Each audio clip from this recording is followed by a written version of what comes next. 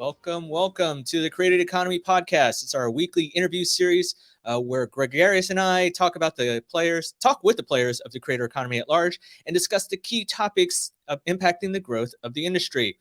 You can catch new episodes of the podcast on Wednesdays, and you can find out more about it on our website at createdeconomy.com. You can also, that's where we're actually going to post more longer form content and notes. And while you're out on the internet researching us, be sure to give us a follow on social media. We are at Created Economy everywhere. You can find us on Twitter at Created Economy, on YouTube at Created Economy, and also on LinkedIn. And if you want to catch all the news that we are curating on a daily basis and hopefully can discuss on Fridays during our episodes of Created Briefs, be sure to follow us on Flipboard at flipboard.com/ you guessed it, at Created Economy.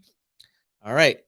And with that, we are also looking for more guests to join us on the show. So if you are interested, feel free to join us, sign up, and go to createdeconomy.com/guest list. And that is all the housekeeping I have. And without further ado, you know what?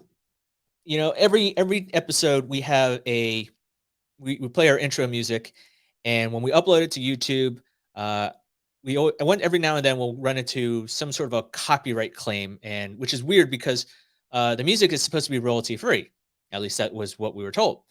So today's guest is hopefully we can help crack the code in terms of how do we use music, or how can creators use music in a thoughtful and in a practical manner. And with that, why don't we bring on Antony Demekhin? Oh my God! Wow, I had it in my head. Antony, I'm sorry, Antony. Would you please introduce yourself? Antony Demekhin. Thank you. Oh my God. Yeah. I had it. And I did not want to butcher it. I do apologize. It's always one or the other, Yeah, I know. My God. I just need to have it, phonetically in my notes here. But Antony is an entrepreneur. He's the CEO and co-founder of a company called Tuni, Tuni.io. And it's a pretty interesting company. It's started off as Library X. It launched in March 2020. It ran through the Mucker Lab Accelerator, has raised $500,000, and all it pretty much, with the core of what it is, it offers royalty-free music for creators. So, Antony, thanks so much for joining us on the show, or joining me on the show rather. But why don't you tell us more about what Tuni is and how does it stand out from all the other competitors right now? Sure. Yeah. Well, so, Tuni is essentially a music library and a creator tool in one. So I think historically, when you've looked at royalty-free music for YouTube or any other kind of content that creators have access to, it's been a static database of music with a search on top. And usually that music is varying degrees of quality because they aggregate cheap music from all over the place, or they aggregate baby bands. And so most of what creators have to do is dig through these sort of bargain bins of music and then find music that fits the vibe and the format of their content. And so what we've created is we've created a partially automated library. So we actually start with audio loops and samples that are artist made. And then we have an algorithm that stitches those things together into soundtracks for videos. And what that lets us do is it lets us build creator tools that help creators adapt that music to the video. So custom lengths that match the length of the video, and even custom development. So literally music that accentuates parts of the video depending on what's going on screen, and sort of getting closer and closer to almost like scoring to picture, like custom scores that are AI enabled.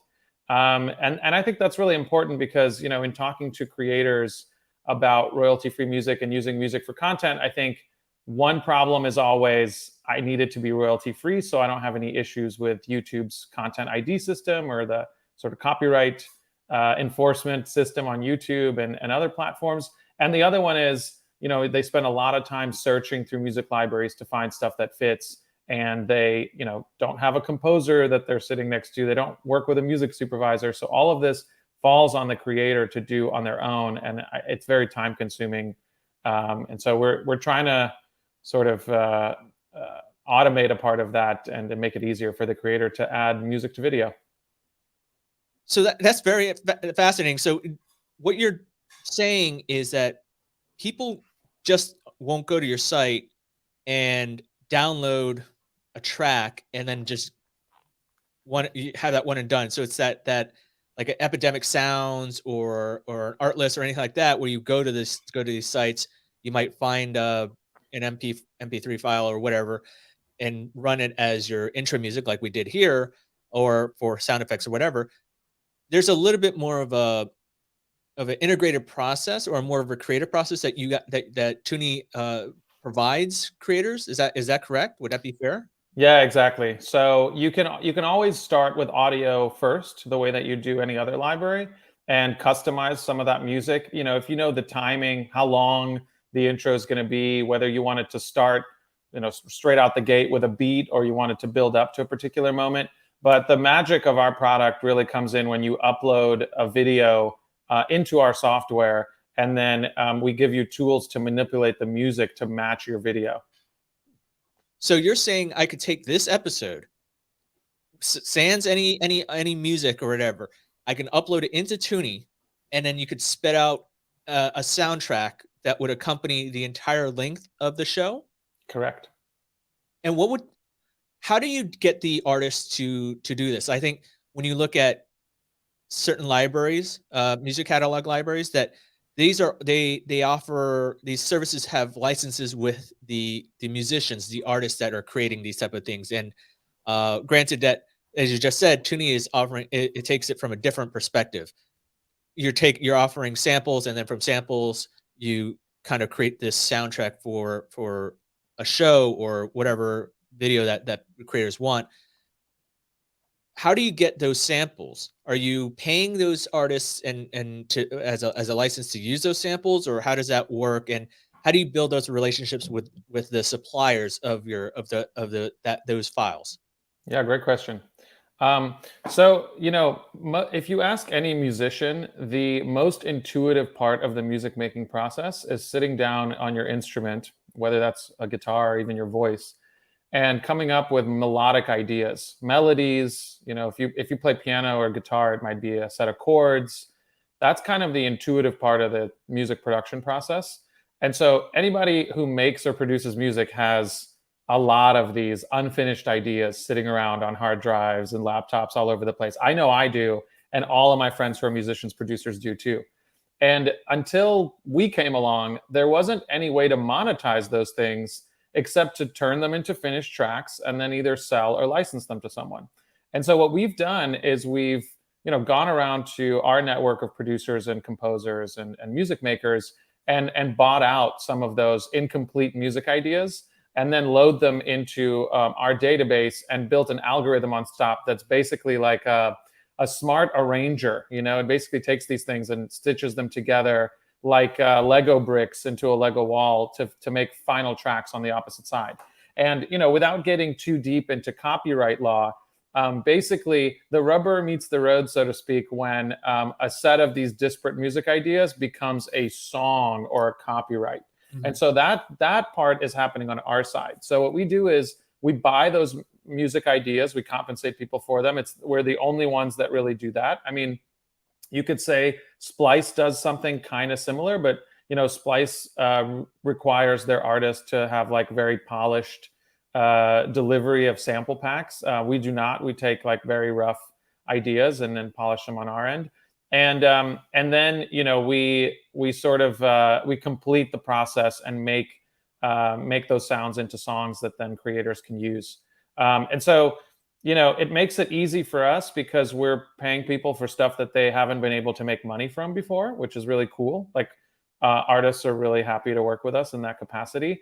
And we also don't limit those artists from then using those ideas in music that they make and release themselves, as long as it's not going into a competing music library. And that was actually a question I was going to ask, in terms of how do you avoid potential copyright infringement, those types of things, as people use your service to create these type of these soundtracks, if you will, that everything is above board, and you don't have people coming back later on and saying, oh, that sample or that particular melody or this riff or whatever is very much like, you know, what I have on my thing, right? How do you avoid having that Dua Lipa type of scenario? Yeah, I think, this is a really interesting conversation to have because not a lot of people understand how the world of copyright enforcement works. So I think we all kind of, you see those headlines, Katy Perry's getting sued for something, or, before it was, I forget who the Robin Thicke. Yeah. Yeah, Robin. So you see these headlines and you don't exactly know the nuances of it, but basically, you know, I think if you have the rights to use something, right? Like if you're commissioning it or it's yours, you are the copyright owner. So for all intents and purposes, the music that sits in the Toonie database, we are the copyright owner of it, right? Epidemic's library, they are the copyright owner of that. Artlist, some of that might be stuff that they own, but most of that is stuff that they actually take from other artists, and they're sort of the agent of that music. That's what's called non-exclusive. It means that they are kind of leasing that music and reselling it, right? Mhm. And so this is where, particularly on YouTube, you see a lot of copyright issues, right? But then, you also see copyright issues with Epidemic Sound. I mean, so like you said at the beginning of the podcast, like, this is royalty-free music. Why is it getting copyright strikes on YouTube? It doesn't make any sense.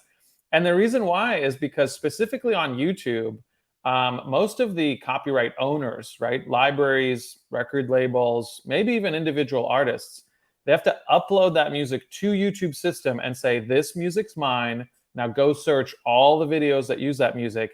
And if you don't know that I gave them explicit permission to use that, you either take that video down or you strip their monetization and give it back to me. And that is a part of the Epidemic business model as well. So it kind of creates some issues where, on the one hand, if it's not being licensed from them, or the person doesn't have an Epidemic subscription, they get a copyright strike. And that system is not like, it's not 100% foolproof, let's say that. So what we've decided to do is we've decided to stay out of the YouTube CMS system completely for the time being, so that there's zero chance of any copyright claims on any of our content, full stop. Gotcha. Because that is one of the issues that I think we hear a lot from the creators, even when they are going out and subscribing to things like Artlist or Epidemic, which are specifically made to avoid these types of issues. So the artists, the production of the song, of the soundtrack that comes after this, can be a variety of different things. They could be just maybe a sound effect, or a short clip for a 30-second clip. It could be an entire movie soundtrack, perhaps. It could be an intro music to a podcast, I'd imagine, right? So as you talked about, the opening, the intro music to this show is royalty free, that we got somewhere. That's somebody's complete work, right? So that's a complete. They actually wrote everything out. They played the music, whatever. But if we use Toonie, that actually is going to be completely customized. I mean, with the exception of taking that sample of, like, hey, we like this sample, which is maybe a little bit more upbeat, and then we put it into your process, and it kind of meshes together different types of beats or styles or whatever. And then at the end of the day, it's a collaboration of different works. So but it becomes basically your own unique file, or your own unique sound. Is that accurate? Yeah, and actually, from the perspective of the user, we own all of the kind of variations that come out of the library, and then pass those rights on to the subscriber so that they can use them in their YouTube channel. But the kind of legal implications are the same as if you were using like splice loops or even Apple loops. So like anybody that's ever used GarageBand, for example, there's like a library of melodies and beats and little bits and bytes in there. And actually that library appears in a lot of pop songs, so, and those pop songs are owned by artists and record labels, right? So When you're using, let's say, like samples or loops, those are all kind of like copyright free by design, because they're being commissioned for a product that is made for people to then create, unique works of music with that. So it doesn't really carry any sort of copyright implications with it. And so we treat our audio elements the exact same way. It's basically like a loop and sample library that we've developed ourselves, that we own, that we then stitch together in a variety of different ways to deliver soundtracks. I want to dive into your algorithm a little bit more because I think that is probably, I think we're not doing it justice in just determining and helping people understand the significance of that versus just saying, oh, we are what Toonie is doing is a music library for creators. Okay, cool. Like, but what is that secret sauce? But before we get into that, I think it's important for people to know who you are, right? I think we talked about what Toonie is.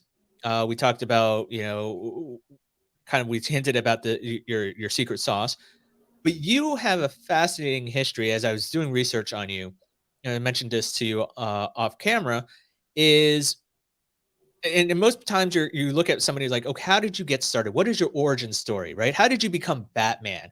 And it was like, oh well, I can't.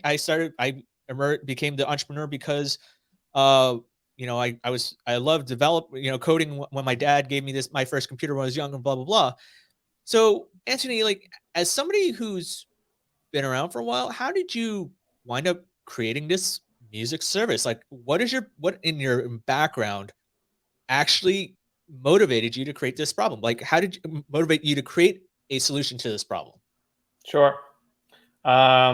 Yeah, I mean, this project is really the culmination of kind of the majority of my career and the majority of my experience as a musician before that. So I started studying music when I was 6 years old. I was born in Moscow and came to America when I was 9. And from 6 to 9, I was in the Moscow Conservatory of Music in their prep department, learning how to play xylophone and marimba and all manners of concert percussion instruments. And then I moved to Cincinnati, Ohio, and worked and went to the School for Creative and Performing Arts and studied music there, and went to the Interlochen Arts Academy up in Michigan, and basically was like full on doing classical music. And then, when I got to college, I decided I didn't want to be a performer for a career. I didn't want to be a teacher. I didn't want to be playing in a symphony orchestra. I wanted to be close to music, but not actually play for money, basically. Like I kind of made that choice when I was 17 or 18. And so I decided to go into the music business. And all through college, that was sort of my thesis, is like, I'm going to work at a record label. I mean, back in the day, like when I graduated from college in like the 2000s, like working at a record label was cool. Everybody wanted to work at a record label. And when I graduated college, record labels were getting absolutely decimated because the business model was being challenged by illegal downloads, streaming, Napster, etc. And so like most people, if you know people who work in advertising and you ask them how they got into advertising, they will say, I fell into this, totally. Like all of the stories of all the people I've ever worked with in advertising and marketing is like so like anecdotal and like very very personal, and it's like this very random kind of this perfect storm that landed me here. And so I ended up in advertising because I wanted to work in a creative business, and the music business was not available. And I wasn't like so passionate about film or writing, for example. So I started working in advertising, and for better or worse, the cool thing was I ended up in digital advertising, ended up learning how to build digital product. So we built apps and websites for brands. I worked with P&G, I worked with Nintendo. Then later I got into the kind of Mad Men classic advertising experience. I worked at this agency called Leo Burnett in Chicago, and we made TV commercials for Nintendo, which was super fun, right? And then I worked on Madison Avenue at DDB, and built. And then I built like apps that let you know what kind of Robitussin to use depending on your cold symptoms. So like I had this very kind of diverse experience in advertising, and then decided to bring my music background back into the fold. So I started looking for opportunities of where do brands use music and how can I get involved with that? And so kind of my crossover moment, my transition moment was some friends of mine started a music startup in Chicago called Music Dealers, which has since gone out of business. But this was kind of my first foray into the intersection of brand marketing and music. And this company had an investment from Coca-Cola Ventures. And I worked for 3 years with the Coca-Cola Global Music team, helping them with all manners of music marketing, from putting songs into their commercials to creating music for their commercials to executing artist partnerships with record labels and major artists. And then I ended up doing something similar with American Express afterwards for their music marketing program called Unstaged. And after that experience, I wanted to start my own business. So, the low-hanging fruit coming from the advertising space for me to start a business was a production company that worked with advertising agencies. So that was what we did next. I was like, I don't want to work in a corporate advertising environment. I want to kind of try to do my own thing. And I want to get a little closer to the music creation process without having to play music myself. That is like a big part of me. Because I'm a drummer and I love playing drums for fun. It's very important for me that when I get behind a drum set or I play like an African djembe or whatever, Mhm. I like handpan, any percussion instrument, it's for fun. And as soon as it starts being a job, like it's, immediately turned off for some reason. But I also am fascinated by technology and business. So I think those things work well together. So, we had this service business. It was called Ear Candy Shop. My business partner, Philip, and I, Philip is a Grammy and Emmy nominated film composer. He is way better at making music than I am. And so, he did all the music production and creation, and I did sort of the business executive production side of things. And that was fun, right? But I started noticing how much digital video was being made, even in the branded content space. Our big ad agency clients were telling us, hey, I have a budget to hire you for this TV ad, but then I'm going to make 100 Instagram ads this year, and I'm not going to have a budget to hire you for those. I'm going to have to use stock music or royalty-free music or rights managed, like these kind of lower cost options. And so, at first I was like, this seems like a field that is getting more and more attention by virtue of necessity. Like, people don't have the budget to have great music for every single piece of digital video that they're making. And the current options are not that great, because music libraries, like, a lot of people don't think about this, but to aggregate a library of music in the tens of thousands of tracks and own it and be able to have a business model where you license or resell that, that's a huge lift. Very high barrier to entry into this market, because not only do you have to build a business, you also have to build a catalog of IP that you have to get from somewhere. You have to hire composers and kind of commission that work if you want to own it outright. And it's historically been not a super composer friendly environment, because most of these libraries will buy the music from you for hundreds, maybe like $1,000, right? And that's not a good deal, really. So most of the music that's being sold into these libraries by composers is not the composer's like best work. You do not want to part with your best work for $500. But that's okay, because historically these libraries haven't been about quality, they've been about quantity. And so now all of a sudden, everyone who makes video found themselves in a position where they have to go to these things and use that music. Advertising agencies never thought in a million years they would go to stock libraries for the stuff that they were working on. But because they were on the hook for making so much digital content for their brands to stay relevant on social media, now they're in the bargain bin of music, and it's not a great experience. So this is sort of what kind of led us here. I was like, okay, people are using these libraries. We probably want to get into that space. That's a growing space. People don't like the quality, so we probably want to figure out a way to solve the quality. And people don't like the fact that it's very rigid and hard to customize when you can't hire a composer or a music editor or someone to help you with these things. So how do I take what I know about music, business, and technology and build a solution? And obviously, this solution will work for businesses as well in the long run.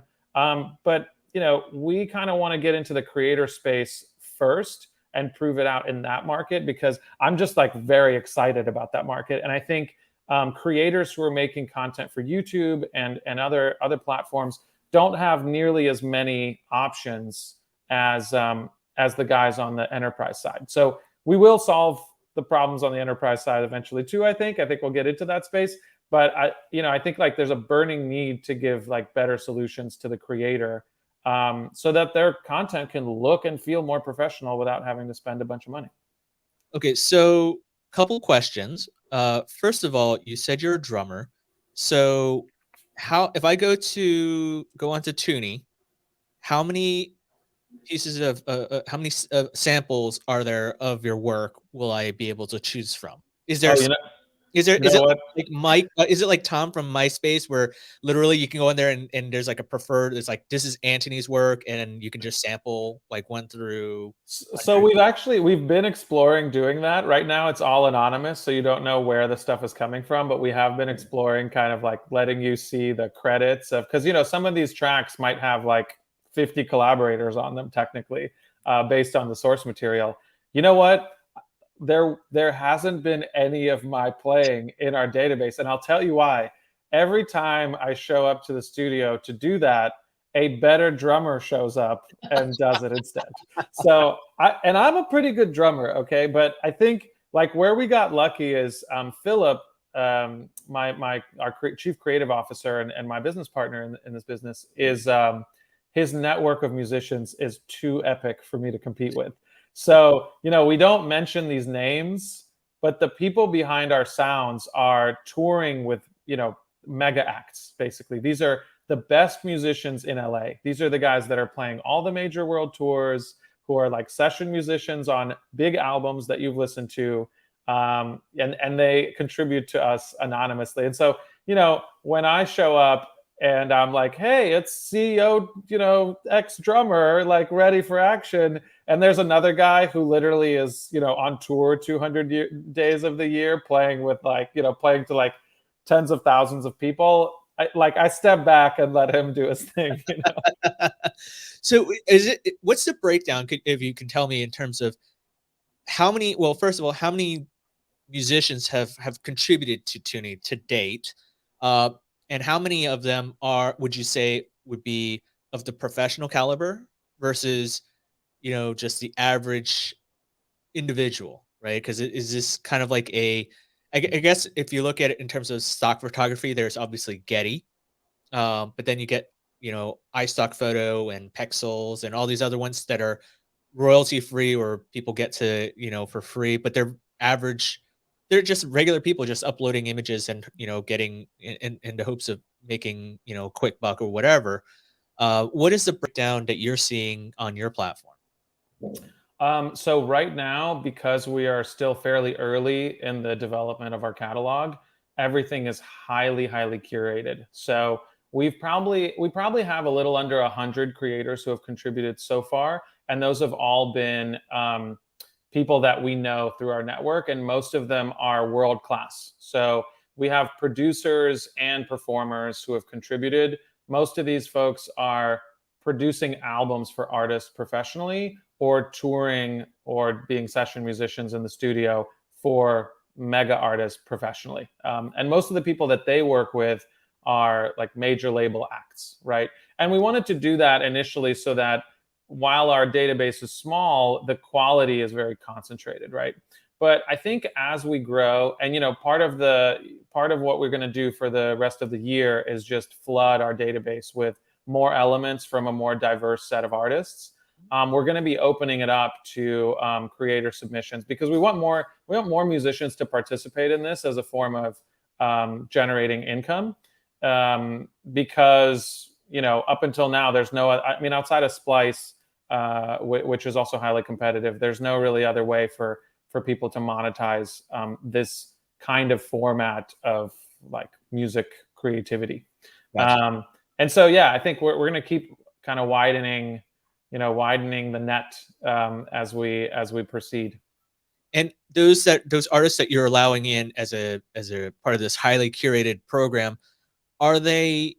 Is there a specific criteria that these artists match up with, or is it just like, hey, these are people that you might know, or you think, hey, they do great work, and so you just invite them into the platform? Yeah, so I mean, I think you have to be good, whatever that means, and I think you have to, have kind of a unique, you have to have like unique creative music to offer us, like a unique style, basically. So anything that is, anything that sounds like something else has probably already been done. And so I think one of the cool creative things about the way that our algorithm actually puts the tracks together is it doesn't discriminate like a human would. So if you have a human producer and he's working with musicians to produce a record, there's going to be some human bias. But our algorithm doesn't have any bias. It basically just follows music theory rules. And as long as you're not breaking those, it will put together, part A, part B, and part C. And so we've already noticed, even though we have, let's say, dozens of different creators that have contributed, we've already seen some very unique combinations.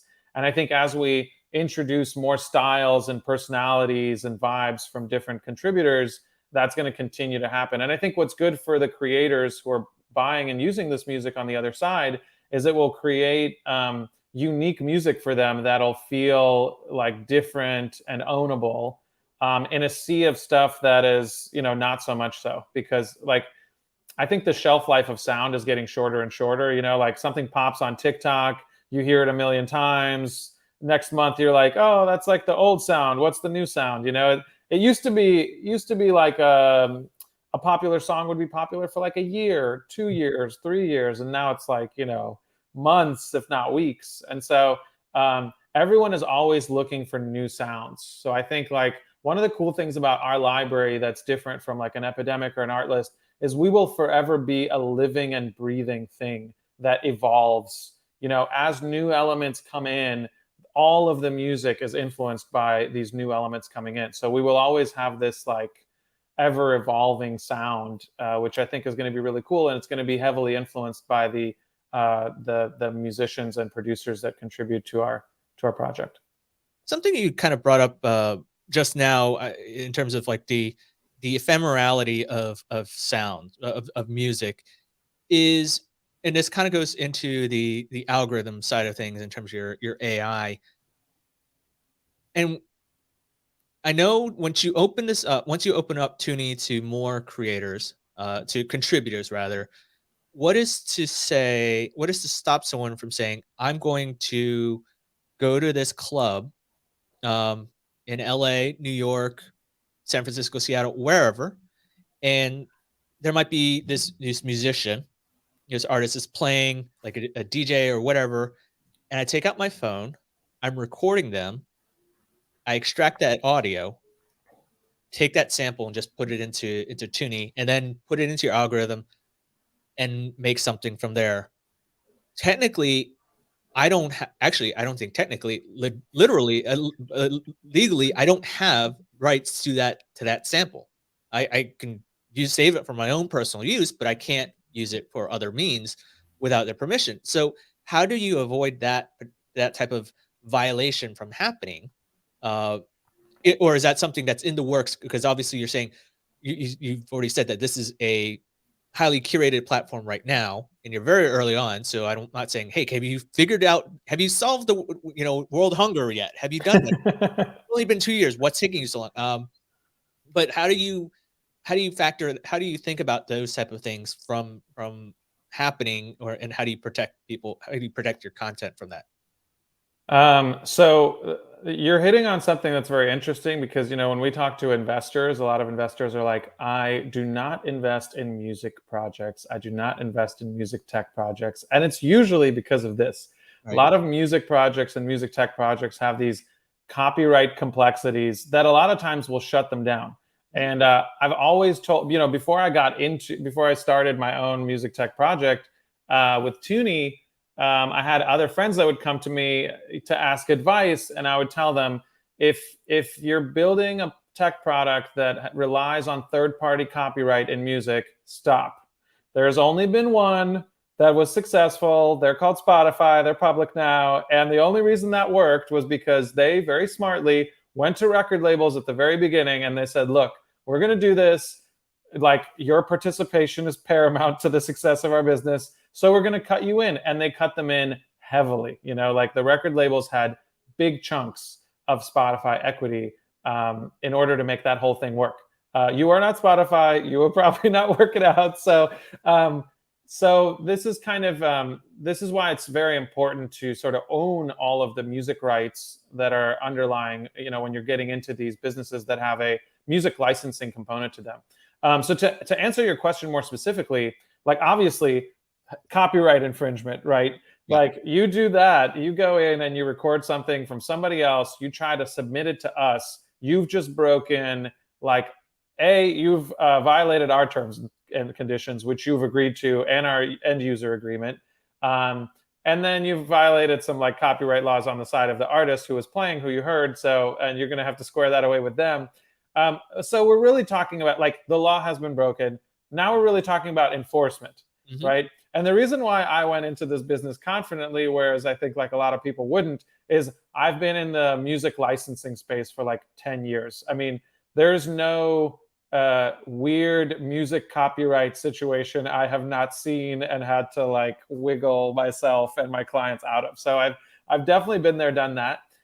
So from an enforcement perspective, in that particular case, a number of things could happen. First of all, for us, we try to keep our side of the street as clean as possible. We have not solved world hunger yet, but we're on the way in terms of that right there. And that is, we use a few services that will automatically check whatever is being submitted against all of the copywritten works that are available in the database that service uses. So if anything has been released and copywritten and is in that database, it will sort of match it and flag it, right? Beyond that, YouTube kind of does the same thing. So let's say we didn't check it or we didn't catch it. It goes into music that a creator gets out of our platform, puts on YouTube, and then it gets flagged. Well, then, we look at that and we figure out, okay, what song actually set that off? Because it probably wasn't the song that came out of our platform that set it off. It was a sound that is in another song that appeared in our song too that set those alarms off. And then it's on that person, obviously, because again, like our T&Cs are very clear about any kind of music submission. Like it has to be something you own, and it has to be something you have the copyright for. And if you're submitting recordings to us, also the master recording rights.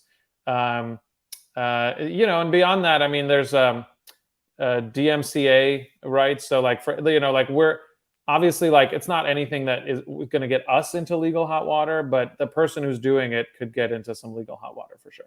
Gotcha. All right, so why don't we talk about this AI, because I think it's fascinating.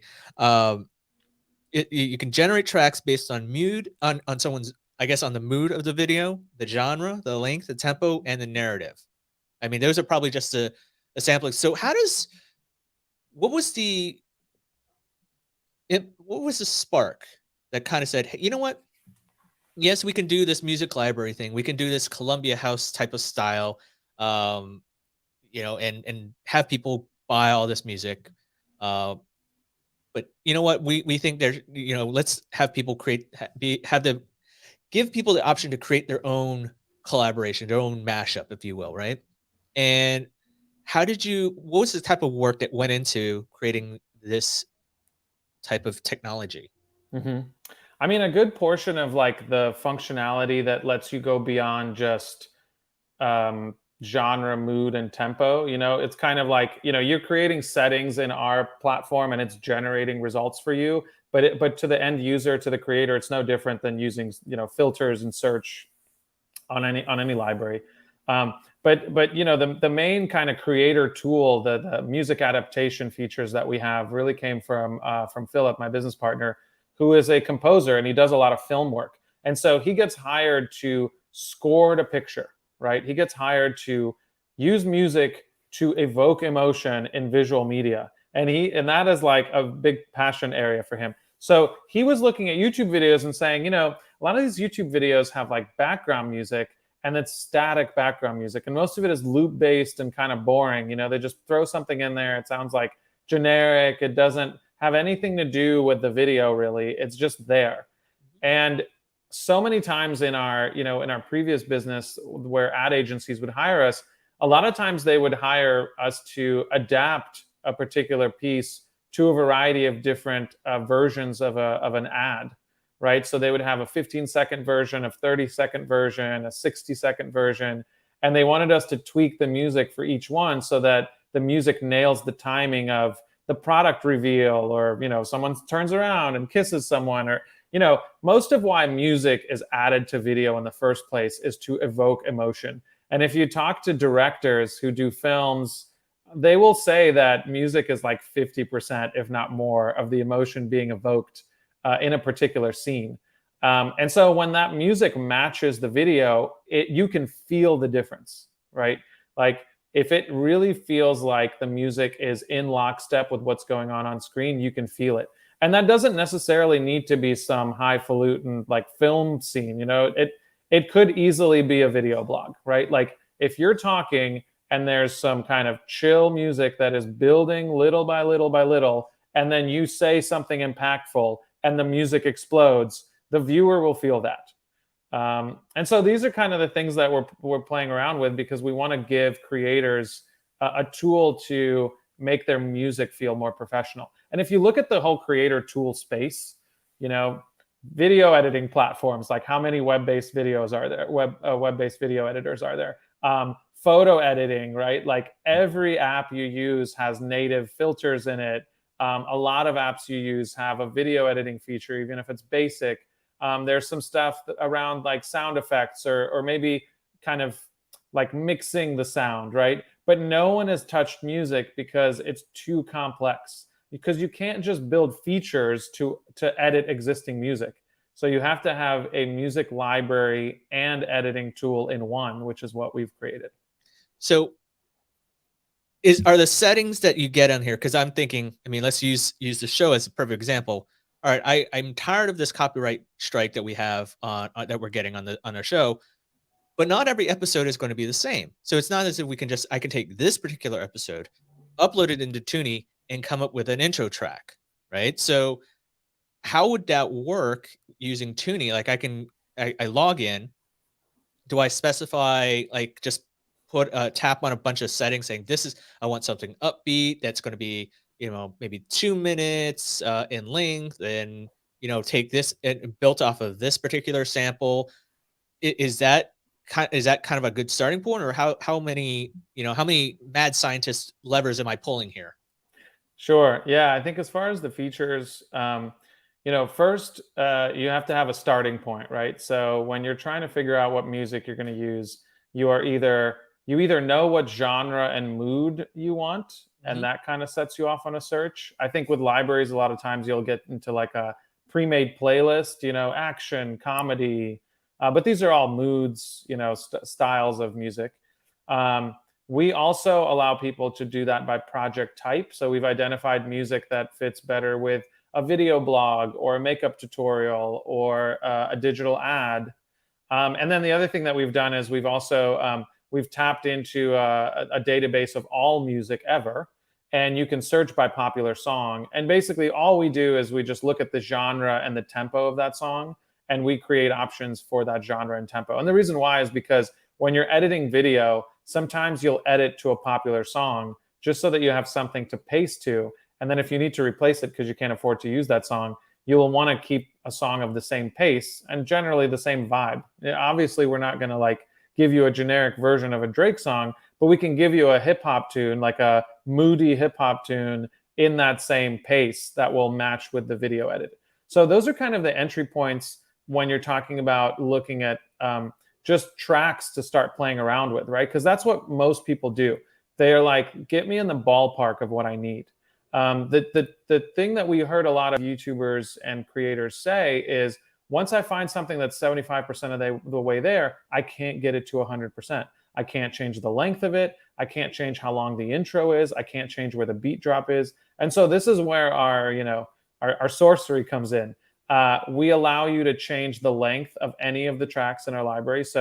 And it's not like it's chopping it. It's literally rearranging it for that length with a clear beginning, middle, and end. So you can say, this is a 2-minute track. I will create a 30-second version of it. It will feel like a customized 30-second version of that with the same beginning, middle, and end, but just for 30 seconds.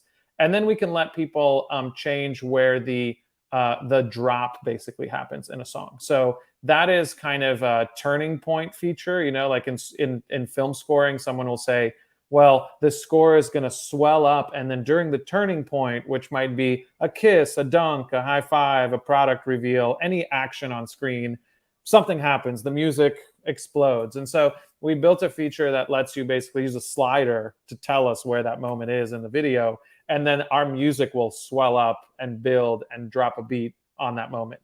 So that's kind of a killer feature no other library can replicate, because you need a modular like music engine underneath that to enable that kind of feature. What we also let people do is we let them mix and match individual instruments in the song. So we've heard a lot of people say, I find a song or the music in a library.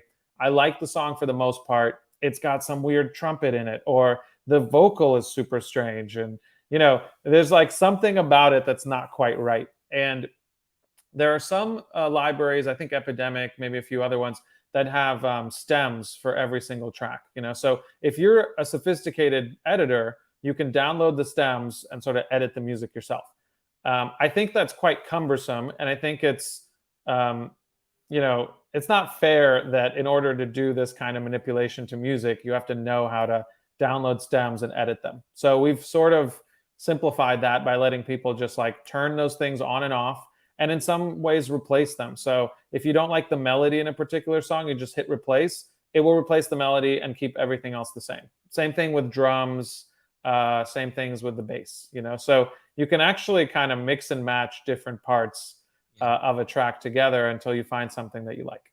What is the type of creator that you hope will use this? Because you're talking about all these different options that you have, and certainly the more options, the greater control you give to a creator in terms of what the output they want.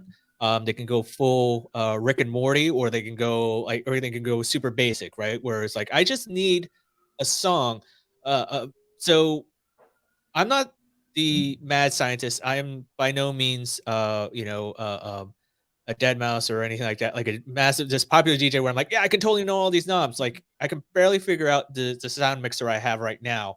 But what is the average, I guess, level of experience that you hope somebody would be able to use this? Is tuning made for the common creator, right? So not only myself, but folks like you, folks like, our parents who might be like, oh, I want to create something fun for our trip video or something like that, and I need this particular soundtrack.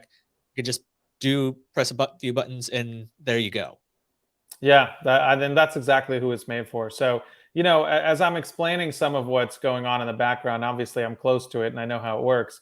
But from a user experience standpoint, like when creators use our platform, it's very intuitive and very simple. So you basically move a slider, click regenerate, and it gives you a new track. You say, change this melody, it'll give you a new melody. You say, delete this melody, it'll delete this melody. So it's very easy and intuitive. It kind of works like magic. There's a lot of stuff happening on the back end to make that happen. But on the front end, it's quite simple. And we are actually looking into ways to automate that further. So we're now experimenting with ways to actually do some visual analysis on your video and try to guess, where you have certain kind of changes in the pace of your edit, or like the subject matter, or whether someone's talking or not talking, to suggest music that fits based on all that stuff. So eventually, it'll kind of be like, we'll take our best guess at a soundtrack for your video, and then you'll be able to go in and clean it up and dial it in a little bit before downloading it. And what is the price tag on you for creators to use Toonie right now? Yeah, so our business model is we're a subscription service. Creators with a single YouTube channel can subscribe for $10 a month. We will always have a freemium tier. Right now, it's capped at 3 downloads per month. So a lot of creators are just getting started. They don't pay for a music subscription because they feel like they don't use enough music. And so we want them to have a shot at trying our platform and actually using some of that music as well. So there's a freemium tier with 3 tracks per month that you can download and use, and you can like generate and edit as many as you want and play around with the software. And then if you're a more of like a professional user, if you're using that music for ads that you're creating on someone else's behalf, if you're using them for ads for your, e-commerce business or something, that's a $20 a month tier. And then we have kind of special pricing for enterprise clients and media companies. Gotcha. Yeah, I was curious because I was thinking like if I signed up, obviously I probably might use it maybe once or twice in a month or something like that. But I'm curious about those that are more active creators, right? That are constantly churning out videos. And like, what is your thoughts in terms of those that are creating? Because you're saying that right now these are per YouTube channel. But what if I'm creating stuff that's not only for YouTube, but YouTube Shorts, TikTok, Instagram, Snap, Facebook, LinkedIn, whatever, and they're all different types of they're either ephemeral or they're longer form or short form or whatever. And I mean, what would your thoughts be on that? And do you plan on supporting those type of options later on? Because there might be, I mean, right now, some people that are creating, if you're looking on Instagram Shorts, or any of these ephemeral thing TikToks, they're all these videos have popular songs as their background, right? And you like I can drive around the city I'm driving my car, I'm listening to a station, and all of a sudden I'm like thinking literally every song on the station is something that I've heard on TikTok or Instagram, and it's driving me nuts because it's like it's torture. So you have to change to something else. But I mean, do you anticipate people saying, you know what, I'm tired of using the common, song that everyone's using, common audio that everyone's using for their video.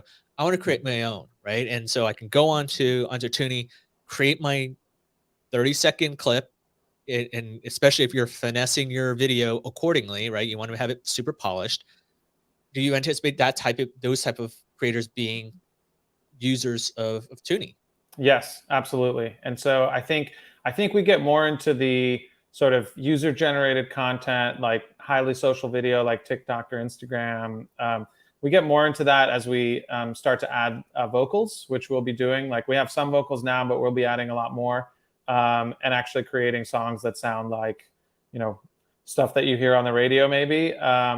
But also, we limit to one YouTube channel per user because YouTube is the one place where music usage is tracked by channel. Mhm. But that subscription includes with it, using that music pretty much anywhere else on your social channels, whether it's Snap or Instagram or TikTok or Facebook or anything else.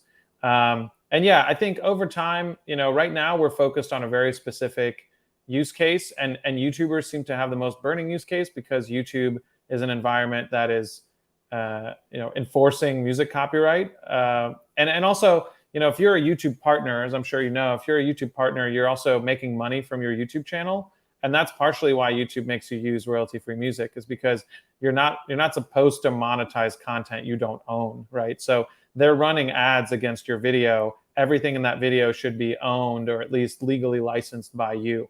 So that is a very specific use case. And that is why, when you talk about Artlist and Epidemic, the majority of the people who subscribe to those services are YouTubers who are posting consistently, right? And so we're taking their business model a step further and saying it's not just a bunch of static tracks in a database that you have to dig through. You can actually adapt and manipulate this music to fit your video a little better, so your stuff sounds a little more professional, and you can get kind of more customization out of it. But over time, I think we want to get into other use cases for music where we have, consumer features. Like we're definitely have a mobile app on a roadmap that will allow people to, soundtrack any video. If you have like a little video that have of your kid that you want to post to Instagram so your family can look at that, and you can obviously search through popular music for that. On Instagram stories, like music tab. But maybe you want to like make it kind of epic. Maybe you want to give it a movie soundtrack or something. That is something that you would use Toonie for eventually. Gotcha. And what about in terms of what advice would you give to creators who are thinking about, you know, incorporating audio or music into their videos? Like, what are some things that they should, after hearing this conversation, they're walking away. What are some? Can you give us like two or three tips for them to walk away with and say, oh, this is how I can make my videos a lot better using audio and best practices that I should adhere to. Yeah, I mean, I think if you're looking for ways to make your visuals more interesting using sound and specifically music, um, I think a good exercise is to just look at when you're watching films, when you're watching commercials, when you're watching more pro media, just to notice the kind of music that's being used against a particular scene or content format and how it makes you feel. And I think a lot of us don't think about that. So a lot of times when we talk about music behind a video, people are like, "Is there a lot of music in video?" And it's just because you don't notice it. There's obviously music behind pretty much every piece of video content you watch. I mean, it's very rare that there isn't, but we don't really pay attention to it. But it does have an effect on us emotionally. So I think if you're a person who's making content, it's just about kind of noticing how other people are doing it a little bit, and then perhaps developing your own creative point of view on how you want to use music to drive emotion. I mean, there's different kind of genres and vibes that you can use to deliver a certain emotion. You can play death metal to signify intensity. You can play like a chill, laid back hip hop beat to mellow people out. You can play solo piano to make people feel a little sad and sappy. You can play like a hand picked acoustic guitar to make things a little like light and fun. So these are all kind of tools in the toolbox that a music supervisor would use. But if you're not a music supervisor, it's just about kind of being a little more proactive about listening to the kind of music that's being used out there to evoke particular emotion. And I think for us at Toonie, like right now, the features that I've described to you, they're sort of automating parts of what a composer would do for a film or a TV show, and we're letting YouTubers do the same thing. I think over time we'll develop features that do the same thing in terms of music supervision. So there are plenty of people who have a hard time picking music to go along with their video because they don't know a lot of music. They're not music supervisors. They're not, music nerds like me, and they're not out there listening to like everything they could possibly get their hand on. But they know what they're trying to achieve. So like, if you want something to feel epic, if you want something to feel sad, if you want something to feel happy, and so we're going to be creating features that allow people to soundtrack their videos using those kind of emotional keywords. Cool. So obviously you're curating the artists to provide samples. But what about for those that are interested in joining to be users of Toonie? Are you currently doing like a wait list, or is it wide open that anyone can sign up and use the service right now? Yeah, I mean, so we have a private beta. So if anybody's interested in using the private beta before we launch, you can email Antony Antony at toonie.io, and we can give you access so you can kind of get a sneak preview. Otherwise, we do have a wait list. You can join the wait list by going to toonie.io and just entering your email there, and you'll get 3 months free for doing so when we launch. And we're planning a launch this summer. And so, if you're on the wait list, you'll be one of the first in line to try the tool. Well, I'll definitely have to sign up because I gotta get this. See if we can't get a new intro here. For sure. Not sure if we can wait for an entire month, but we'll see. I mean, the music's great, but with those copyright strikes are awful. Not as if it really matters until we monetize. But that being said, anything else that you wanted to mention, Antony, before we wrap this up? Well, thank you for having me. This is like something that we're really passionate about, and so I love talking about it and can talk about it endlessly. So appreciate you asking me some really awesome questions here. And it's a space we're really passionate about, and we really hope to make a difference in creators' lives, both in terms of the musicians and producers that contribute to our library, to give them another income source, but mainly creators who are using music for video to make the internet sound a little better. That's kind of what we hope to achieve with bringing Toonie to the world later on this summer. Yeah, I mean, there's a whole lot more we can talk about in terms of the music side, and especially with Toonie. There's even parts where we haven't. There's questions that we haven't gotten to, such as the enterprise side, and especially the pivot that you're well, the rebrand from your original company name of Library X to Toonie. So you know what? I think we're just going to have you come back and tell us more about what you're doing at Toonie, and also as the company progresses, how you are catering more also to not only creators themselves but also to the enterprises, because I think that's especially important as brands and creators want to work closely together. So thank you Totally. so much, Anthony. Really appreciate that. Um, and we will chat with you later on, and hopefully next time you can come back soon to chat more. So, Awesome. Yeah, happy to do it. Thanks so awesome. much. No worries. All right. Well, thank you, Anthony, for joining us. And that'll wrap up another episode of Created Economy. Don't forget, you can tune in on Wednesdays for future episodes. We have amazing lineup in store of guests in store, including Randy Zuckerberg, who will be on in a future episode. So please feel free to subscribe, like, and subscribe to our YouTube.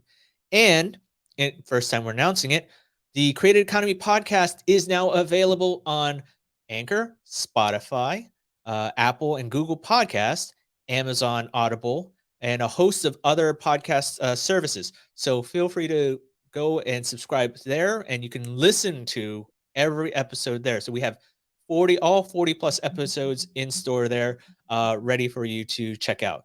So, without further ado, thank you everyone for joining us. I'm Ken Yeung, and this has been another episode of the Created Economy Podcast. See you later.